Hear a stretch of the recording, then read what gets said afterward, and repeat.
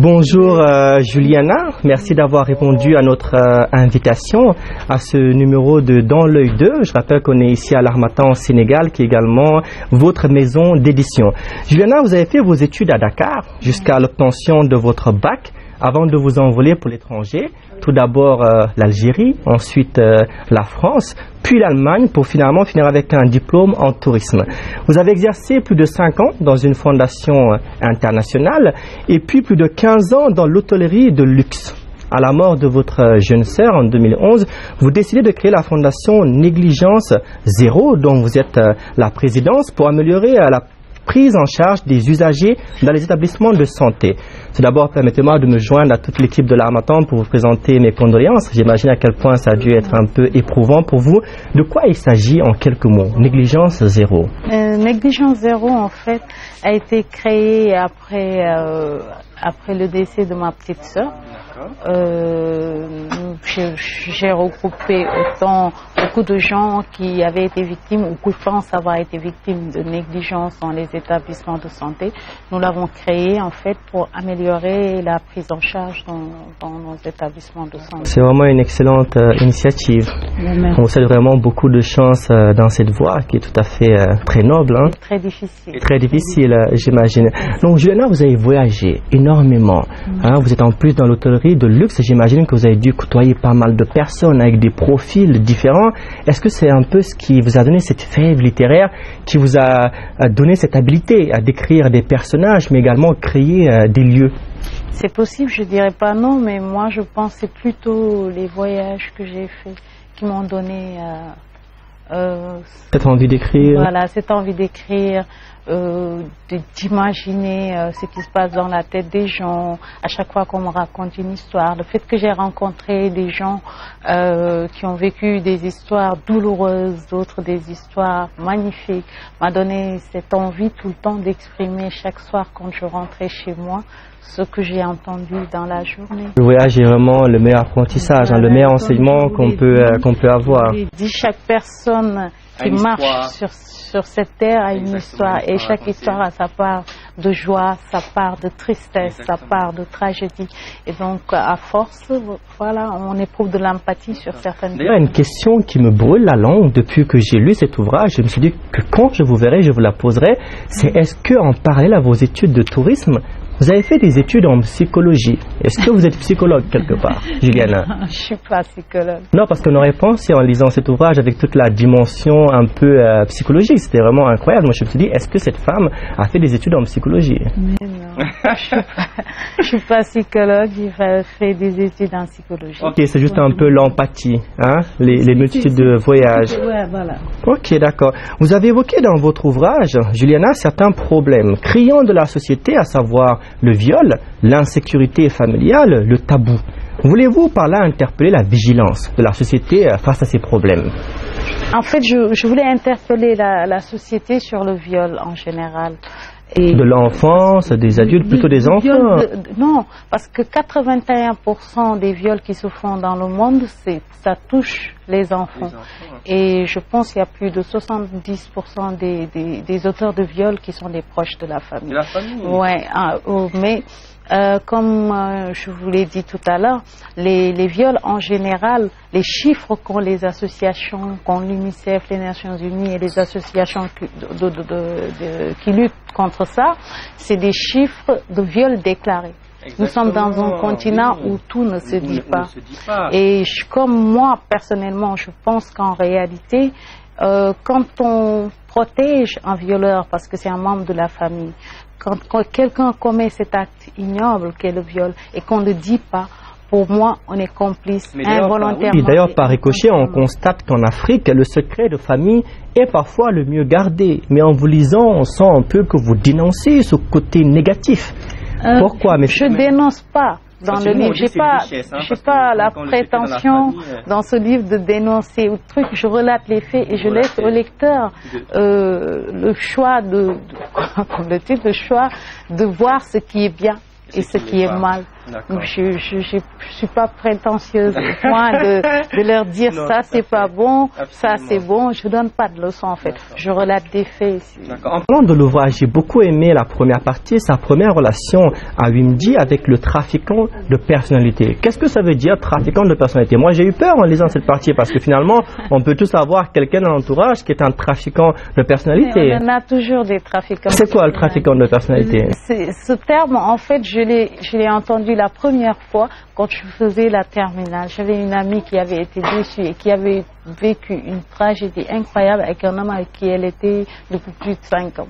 Et en pleurant, en me racontant son histoire, elle m'a dit, Juliana, ce monsieur, c'est un trafiquant de personnalité. Et j'ai adoré ce terme. Et oui, c'est un thème qui est assez frappant. D'ailleurs, dans cet épisode, vous soulevez, vous faites ressortir un problème qui est assez grave, c'est celui de la prostitution autorisée par le conjoint. Pensez-vous que c'est urgent d'en parler? Est-ce que par amour, on peut se retrouver à tout faire? Par amour, vous voyez certaines filles, quand elles sont amoureuses d'un rasta, elles se font des dreadlocks. Quand elles sont amoureuses d'un fumeur de joint, elles fument. Voilà. Donc, par amour, un homme peut facilement manipuler. Influencer la femme, oui. De nature, on dit que les femmes sont un peu plus fragiles. Est-ce que c'est par manque de personnalité ou est-ce que c'est... L'amour est plus sincère. Voilà. Mais il y a toujours ce problème où beaucoup de femmes, pour faire plaisir leur conjoint, sont capables de faire des choses qui sont pas jusqu'à aller défier l'interdit. Vous savez, dans le livre Wimdi défie l'interdit, en principe, elle défie cet interdit pour sortir son mari du problème. Ah oui, tout à fait. Il y a beaucoup de femmes comme ça. Est-ce qu'un homme pourrait le faire pour la femme? Un homme, je ne pense pas. L'homme a beaucoup de distance par rapport au par amour, on peut quand même faire beaucoup de choses. Vous faites beaucoup de choses. C'est vrai qu'il y a des hommes qui ont détourné, qui sont partis en prison. Mais c'est juste des trafiquants de personnalité. Parce que trafiquants de personnalité qui ont fini en prison. Dites-moi, d'où viennent ces expressions choc, chèque et chic? Est-ce que vous les avez inventées? Pourquoi les avoir utilisées? Est-ce que vous vouliez atteindre un certain objectif? Non, rien n'a été inventé. Chic, chèque, choc, je l'ai entendu très jeune avec mes tantes. Comme les avec 5 les tantes. Oui, avec les tantes, les voisins. Depuis longtemps à l'insu des hommes. Au début, ouais, ils ont utilisé l'expression chic, chèque, choc. Et puis, comme les 5V, actuellement, les gens parlent de voyage, visa et je sais pas, voiture. Et donc, pour l'ironie, j'ai pris chic, chèque, choc comme métaphore et j'ai développé chaque chapitre. Moi, en lisant un peu le chic, pardon, je le vois comme étant la personne un peu stable financièrement, la personne qui n'a pas trop de problèmes, qui a un bon boulot, qui peut avoir une vie de couple saine. Comment vous qualifiez le chic? Le chic, pour moi, c'est le gendre rêvé. C'est le beau-fils qu'aimerait avoir tout le monde. Le beau-frère. Donc vous parlez de moi dans l'ouvrage. C'est vous, quoi. C'est vous. D'accord. Et le chèque, parce que quand on entend chèque, on pense tout de suite au matériel, à l'argent, à cet échange. Ici en Afrique, quand une femme sort avec quelqu'un d'un peu plus riche, on dit qu'elle est matérialiste. Est-ce qu'on pourrait réduire ça à juste ces expressions? Non. On ne doit pas réduire ça à juste ces expressions parce que cet homme qui a l'argent a choisi parmi les 51% de femmes qui sont au Sénégal une femme. Voilà, donc il pourrait choisir une autre personne. Après, chacun a ses motivations, on ne peut pas juger les gens. Exactement. On ne peut pas juger les gens comme ça parce que cette personne aussi n'a pas choisi cette femme par hasard. Il l'a choisi parce qu'il l'aimait et surtout on voit dans l'ouvrage que lui me dit avec son fameux chèque qu'ils ont une relation tout à fait sentimentale, profonde. Elle l'aime et lui aussi il l'aime énormément. Ok, et le choc? Alors le choc, moi, c'est celui qui m'a le plus marqué. Pourquoi? Parce que l'un des personnages, John, le réduit à un gigolo. Est-ce qu'on doit réduire un homme qui gagne moins que sa femme, un homme qui dépend un peu financièrement ou qui voit sa femme payer plus de charges, est-ce qu'on doit le réduire à un simple gigolo? Moi, je suis pas d'accord. Non, si vous posez cette question, c'est que j'ai atteint mon objectif parce qu'effectivement, moi, je ne pense pas que c'est parce qu'il a moins qu'il est forcément un gigolo. Ah oui. Dans durant tout le livre, on explique la vraie définition de tous ces termes. Prostitution, j'aime pas le mot prostitution. Il n'est pas ambitieux, le choc, c'est quelqu'un un peu de nonchalant, qui n'a pas envie de gagner, qui n'a pas d'ambition, mais qui aime sa vie. Voilà, c'est ça que j'ai beaucoup aimé. C'est pas comme quelqu'un qui part enfin, si je le mets dans le contexte Allemagne, bon, ils y étaient pas. C'est pas quelqu'un qui va dans un pouf pour dire, voilà, je suis devant ma chambre, je me vends. Bon, ok, quoique, il existe des gigolos. Mais dans le cas de John, c'est juste peut-être un homme qui a eu la malchance de ne pas avoir de l'argent. Mais qui n'aide pas les gens à croire à cette malchance par rapport à la paresse. Ok, très rapidement, Juliana, qui vous auriez choisi entre le chic, le chèque et le choc? Là, je parle pas de lui, il me dit, je parle de Juliana. Qui vous auriez choisi? Joker. Joker. Joker. Les spectateurs ont besoin de savoir, donc vous laissez dans le suspense total. Ok, nous allons pas plus rentrer dans le. Je voudrais par contre que tout le monde me dise qui est-ce qu'ils auraient choisi et que les hommes me disent qui pense-t-il être. Moi, je suis les trois en même temps. Un chic, un choc. On va pas rentrer en profondeur pour pas un peu dévoiler le suspense. Je vous réitère vraiment mes félicitations pour cet ouvrage, pour la dimension psychologique, pour les personnages. On a vraiment l'impression d'être dans la tête d'une femme. Vraiment, chers téléspectateurs, je vous invite à venir ici à l'Harmattan au Sénégal ou à contacter Juliana sur sa page Facebook. Mais il vous faut absolument vous procurer cet ouvrage. Maintenant, Juliana, je vais vous poser 3 questions. C'est le rituel de cette émission. Dans ces questions-là, je vais vous demander de répondre que par oui ou par non, ou vraiment un petit chouïa, vraiment de réponse. Alors, question 1. Est-ce que le pourcentage de lecteurs a augmenté ou diminué ces dernières années, selon vous? Diminué, augmenté au Sénégal? Diminuer.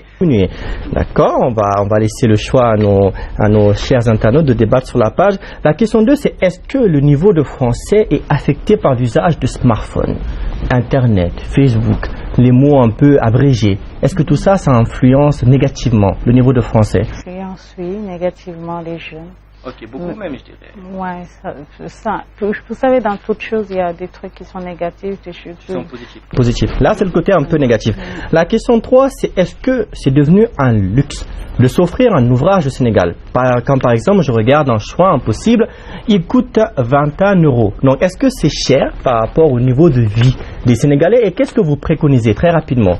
Que c'est cher. Je pense que l'État devrait faire un effort pour que les livres soient moins chers. Qu'est-ce que vous préconisez? Qu'est-ce qu'ils doivent faire? Ils subventionnent certains bouquins afin que tout le monde puisse avoir accès, les étudiants puissent avoir une carte de réduction, voire de 50%, 60% ou plus.